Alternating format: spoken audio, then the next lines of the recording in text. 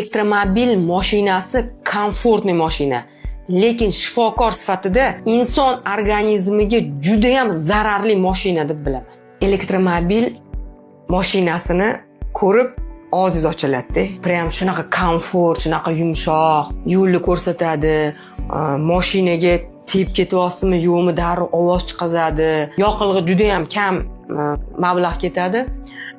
Lekin водитель o'tirgan joyini tasavvur qiling. Tegini bir elektrostansiyada qancha batareyalar bor, elektromagnitnoy polida o'tiribdi.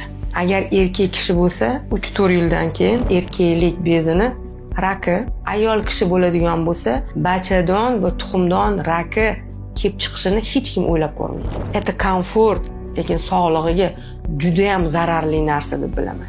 Shifokor sifatida. Magnitnoy burya bo'ladigan bo'lsa, SMS keladi. Telefonlaringlarni sal nariyoqqa qo'yinglar. Magnitnoy burya bo'ladi, ya'ni ob-havoda degan. Tasavvur qiling. Mashinada elektromagnitnoy polani kuchini. U qanaqa kuch, bu qanaqa kuch.